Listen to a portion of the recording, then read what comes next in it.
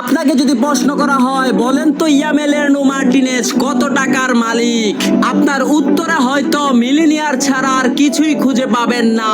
কিন্তু আপনি শুনলে অবাক হবেন, এমন একটা সময় মার্টিনেজের ছিল যে একবেলা না খেয়েও থাকতে হতো।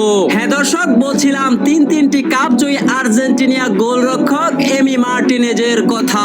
মার্টিনেজ এক সাক্ষাৎকারে বলেন, আমি তো সোনার চামচ মুখে দিয়ে বড় হয়নি, আমার বাবাকে আমি দেখেছি অনেক বিল পরিশোধ না করতে পারায় চোখের পানি অঝরে ঝরেছে।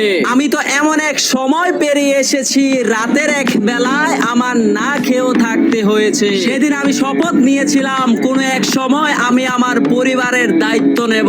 আজ সে মার্টিনেজের ভরসার হাত ধরে আলবিসেলেস্তারা তিনবারের চ্যাম্পিয়ন। তাই আপনাকেও বলতে চাই, লক্ষ্য যদি সঠিক হয় কঠিন পরিশ্রমেও আনবে জয়। ভিডিওটি ভালো লাগলে সাবস্ক্রাইব করে সাথে থাকুন।